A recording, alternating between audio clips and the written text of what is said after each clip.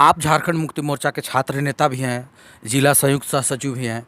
क्या इसलिए आपको ये लगता है कि मुख्यमंत्री हेमंत सोरेन जो लीज आवंटवाया है वो सही है?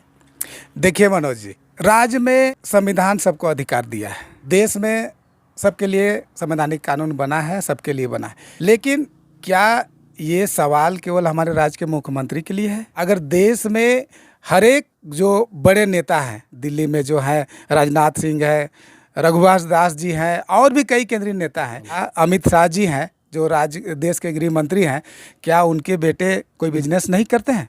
क्या राजनाथ के घराने से कोई ऐसे बड़े बिजनेस को नहीं लिए हैं? क्या सभी कोई कहीं ना कहीं कुछ ना कुछ लाभ का काम कर रहे हैं और अपना रोजी रोजगार चला रहे हैं, दिखाने के लिए कुछ और करने के लिए कुछ और।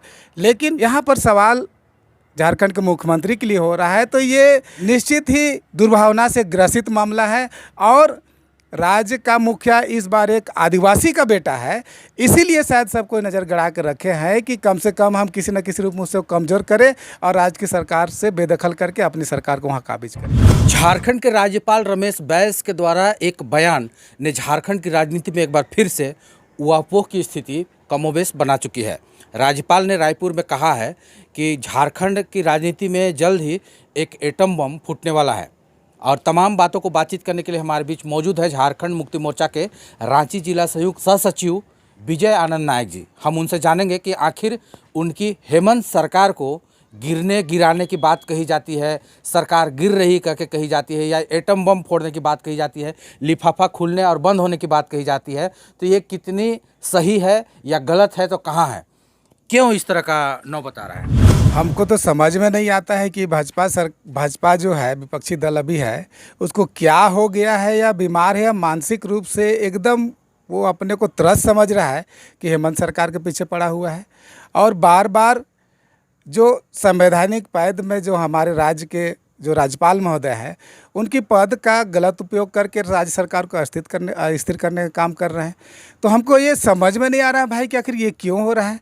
भाजपा शुरू से ही केंद्र में उसकी सरकार है, मोदी सरकार हर एक ऐसे छोटे राज्यों में जहाँ पर उसकी सरकार नहीं है, उसको किसी न किसी रूप में दबा करके अपने सत्ता में काबिज होने का प्रयास कर रहा है। लेकिन ये झारखंड का रंग रूप अलग है, इसमें वो सफल नहीं हो सकता है। और बार बार जो राज्यपाल का पद का दुरुपयोग करके सरकार को अस्थिर करने की जो बातें हैं, कभी एटम बम, कभी लिफाफा, तो कभी सरकार से 1-2 दिन में गिर जाएगा, ये कहने वाली बात बिल्कुल सरासर गलत है। और इसमें केंद्र की साजिश बिल्कुल इसमें नाकाम है। और झारखंड राज्य में हेमंत की सरकार काफ़ी मजबूत से है, कोई ताकत नहीं गिरा सकती, और अपने कार्यकाल को बखूबी ये पूरा करेंगे। मतलब मुख्यमंत्री हेमंत सोरेन का पैर अभी लड़खड़ा नहीं सकते? बिल्कुल नहीं लड़खड़ा सकता है, इसलिए कि भाई राज्य में कई ऐसे सेंसिटिव मुद्दे थे जिसमें पूर्व की सरकार ने उसे जुमला पहनाने का काम किया था। लेकिन उन सारे मुद्दों को हेमंत सरकार ने बखूबी अपने हृदय से देखा उसको और धरातल में उसको उतारा।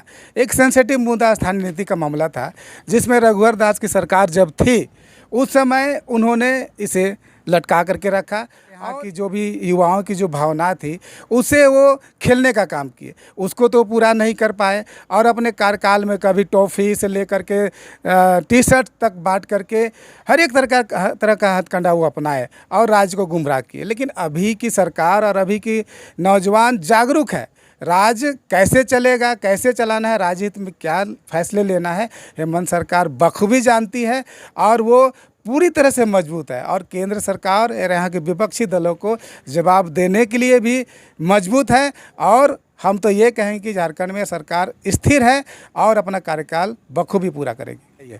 अनिगाड़ा में जो लीज प्रकरण का मामला जो उठ रहा है, वो कुल जो ज़मीन का मामला है 1 एकड़ से भी कम है। लेकिन क्या एक राज्य का मुख्यमंत्री जब कभी भी कोई कार्य करेगा अपना लाभ के हित के लिए, तो क्या इतनी कम मार्जिन का ज़मीन को अपने नाम पे कराने का काम करेगा?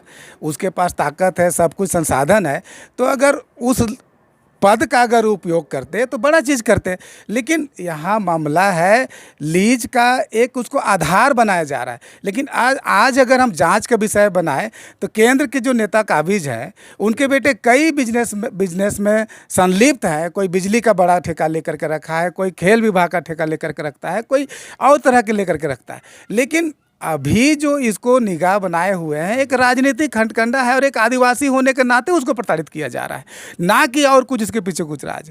और इसके पीछे हम एक बात कह सकते हैं कि राज्य की सरकार किसी न किसी रूप में भाजपा चाहती है कि मेरे अंडर में आ जाए और हम आने वाले दिनों में राज्य का जो भी यहाँ के खनिज संपदा है, बहुत सारे संसाधन है जो हमें दूसरे राज्यों से धनी बनाती है, तो उस संसाधन को दुरुपयोग करके अपना हित का रोटी सेकना चाहती है। ये हथकंडा वो हमेशा शुरू से अब तक वो करते आ रही है। मतलब आप ये कहना चाहते हैं कि भाजपा नहीं चाहती है कि सरकार मुख्यमंत्री हेमंत सोरेन बने रहें? बिल्कुल नहीं चाहती है, इसलिए कि कभी भी कहीं भी एगो दबे कुचले किसान का बेटा अगर मुख्यमंत्री जैसे पद में अगर बन करके आता है और राज्य का बागडोर उसके हाथों में है, तो बड़े तबके के लोग कभी नहीं चाहते हैं कि शोषित पीड़ित लोग कम से कम इतने बड़े पद में होकर के हम उनके द्वारा निर्देशित हो। तो उसी से हो सके वो चिढ़ रहे हैं या बौखलाए हुए हैं, इसलिए अपदस्थ करने का हर एक तरह का बम, आइटम बम, तो कभी लिफाफा, तो कभी अदृश्य शक्ति, जाने अनजाने तरह तरह के बयानबाजी करके सरकार को आघात कर रहे हैं, उस पर प्रहार करने का प्रयास कर रहे हैं। लेकिन हेमंत सरकार मजबूत है और डटे हुए हैं और ऐसी असामाजिक तत्वों का, ऐसी राजनीतिक प्रहारों का जवाब देने के लिए मुस्तैदी से खड़ा है। ये थे झारखंड मुक्ति मोर्चा के रांची जिला सह सचिव विजय आनंद नायक जी, और इन्होंने बड़ी ही बेबाकी के साथ मुख्यमंत्री हेमंत सोरेन और झारखंड मुक्ति मोर्चा का अपने स्तर से बचाव करने का प्रयास किया। हकीकत क्या है ये आने वाले समय तय करेगी। फिलहाल के लिए इतना ही। आप बने रहे हमारे साथ। नमस्कार।